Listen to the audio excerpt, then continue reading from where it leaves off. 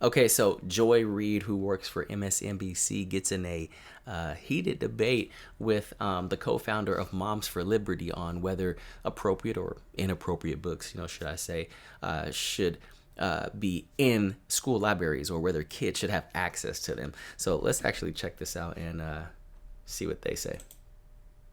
Banned. I want to give you just no some. books are being banned. No, hold on a second. Well, no, Joy, but I want to be clear. No one's banning books. We're talking about a public school library. Children don't have unfettered access to the internet at school. And the subject matter in the books that moms are concerned about are the same things that kids don't have access to on the internet. So it just feels very hypocritical, right? No, why is no one out there protesting for, free the internet in schools? What is the expertise that you have and other Moms for Liberty advocates have to decide that a book, an award-winning book like All Boys Aren't Blue, isn't appropriate for students to read? What a tragic story of a young man who's anally raped by his adult family member. So you have... Now, real quick, if you don't know, this book deals with strap-ons, dildos, things of that nature, and it's in a lot of public schools, likely your kid's school right now. And so the debate is, Joy is saying, parents should have a choice, that their kids should have access and to go to the school library and check out this book and read it if they want to read it. And what the co-founder of Moms for Liberty is saying is, and which she's going to mention in a second, is back in the days when you had, Blockbuster and all these movie places where you can go rent a movie, you go in there to rent a movie and there was a section that had a curtain, that you had to be 18 or older. You couldn't just walk up in there, and if you did, someone's going to snatch you up out of there because stuff that's in there is only adult appropriate, when you come of age, when but let's keep going and see what they're saying. Incest, rape, pedophilia. Joy, you said you'd let me answer, so Sure. I'm going to answer for you. Please. Tell me what the context around the strap-on dildo or the rape of a minor child by a teacher. Hold on a second. No, wait, we're hold talking on. about No. public school. One moment. All right. So now you've asked me questions. Sure. I'm going to answer it. You just gave me very specific information about this book, so you're presenting yourself as somebody expert. Who's the main character in the book? The main character is the author. What's his name? George, I believe, is his first name. Because you're giving me very specific information that is. You're asking me to yourself as an remember the expert. name of an author. You the just name of the remembered author very doesn't. specific names. Joy. Here's You didn't answer my question. No. I'm going to answer your Great. question.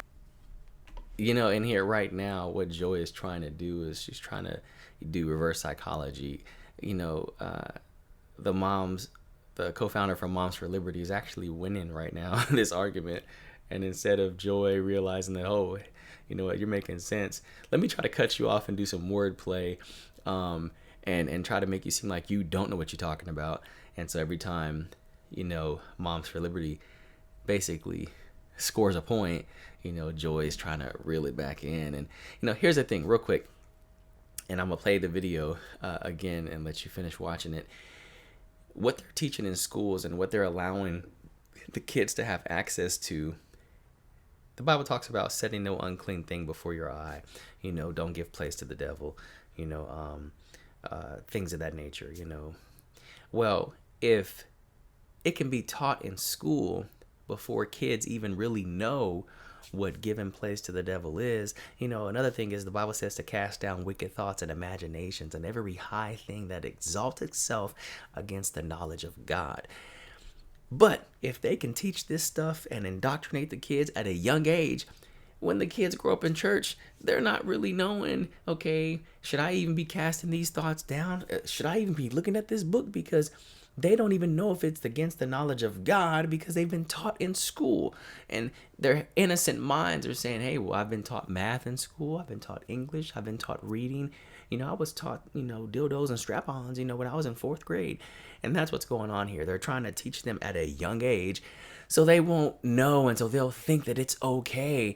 Forget the fact that when they become of age or when they're 18 and, when they are an adult, letting them choose then. No, they're trying to let them choose now. And God is not the author of confusion, but the devil is. And the devil has infiltrated the schools in so many ways. But let's go ahead and get back to the interview so you can hear the rest of this. I would love to hear that. Absolutely. Well, I'm interviewing you and you're not interviewing me. So let's just make sure it's a conversation, okay? Okay, great. So what I'm saying to you is that as you are not an expert... I don't have to be an expert to know that dildos aren't appropriate for public school. I mean, come on, let's get real. Why is... And you hear that? She's right. She says, I don't have to be an expert to know that dildos and strap-ons are not appropriate for, public school, especially elementary school. Your right, or a Moms for Liberty activist's right, to say that a parent who wants their child to have access to this book, which gives a personal experience of... That right there, she's trying to push, that a parent, should be able to choose that their kids should have access to this book. Sounds just like the renting the movies. What parent said, hey, I want my kid to be able to go behind that curtain while we're over here renting a movie for the family. Hey, kid, you can go into that right there, curtain that says 18 or older or adults only. Go ahead and look up in there. If they tried that back in the days, 15, 20 years ago, there's no way in the world that would have flied. Every parent in there renting a movie would have been like, hey, why is this kid, in the pornography section, basically, or the adult film section? It wouldn't fly. So why are we now allowing these type of books in the school? And she's trying to prove this point. Parents should have the right that their kids should have access. Let them have access when they're wiser, when they are an adult, when they know better, when they grow up and they can choose on their own. But as a kid, parents should be trying to teach them in the way that they should go, godly standards, morals, and values. It's not even the parents nowadays who are trying to teach this. It's the schools who are trying to teach it. And some parents are just kind of off the charts, and they're like, yeah, well, I don't care. They're going to figure it out anyway, and that's really what's going on. But let's continue. Of this author, why doesn't a liberal parent, for instance, or a parent of an LGBTQ kid, why don't they have a right for their child to just have access to this book? Why is it your right to say they can't? Again, we're talking about incest, rape, and pedophilia. And each parent, each parent has to decide what is appropriate for their child to read. So I want you to answer. I'm going to ask it one more time. Right. What is your right to tell a parent who wants their child, who might feel seen by this story? Why don't they have the right? Why don't they have the right as a parent to say, my child can have access to this book? If a child feels seen by this story, that means that they have been the victim of a predator. That means that they have either been raped by a family member. And your proof of that is what? You just said that if a child feels seen by this story. You're now making assumptions about it. No, but if a child has been raped, we should do a lot better than put a book on a library shelf. Now you're literally creating a story behind a give... child that you don't know. Let me show you a form. This is a form that can be obtained in Broward County, Florida. Okay. I'm going to show it to the audience, and then I'm going to show it to you. Okay. This is called the opt. Yeah, please. I'm going to hand it to you. So it's called the opt-out form. So that Moms for Liberty, why not advocate that every school in America have an opt-out form so that a parent who doesn't want their child to access a book like All Boys Aren't Blue, then each parent, including a liberal parent, a black parent, a parent who wants their child to read a book about African American history, then they get their want children to read books. Why not just opt out for yourself rather than tell other parents what they can and cannot? First of all, I think what you're talking about here is a wonderful step in the right direction. We should be having conversations about this. This is about local control. A lot of these decisions are made at the local school board level, and that's where these decisions should be made. And there should be vibrant conversations about what's happening in our public schools. Joy, however, maybe we could just put all the books with all the graphic sexual content, the dildos, the rape, the incest. I'm sorry. Let's do I'm so sorry. Let's do a back room. Let's put a curtain up in the library like they used to do. One moment. I have seen tapes of what Moms for Liberty does, and you all go into school board meetings. And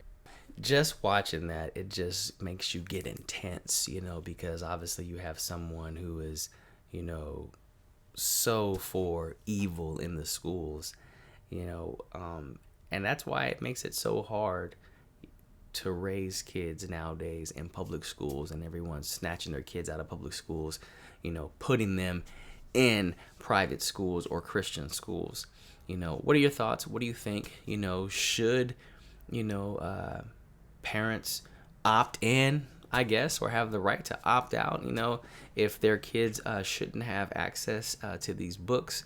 But according to that form, it's not just the one book. It's likely a whole section in the library or it's mixed in and merged in with the other books. I'm not sure what that form exactly says. I watched it already, and that form just doesn't do anything. The kids, are going to have access to something that shouldn't even be in the library anyway. All right, we're praying for this nation. We're praying for schools. Keep praying, keep interceding, but they're really trying to teach the kids and instill it in them at a young age, rather than let them make the decision when they're old enough, when they're 18, when they are of age, 16, 17. All right, hey, praise God. I will see you guys on the next video.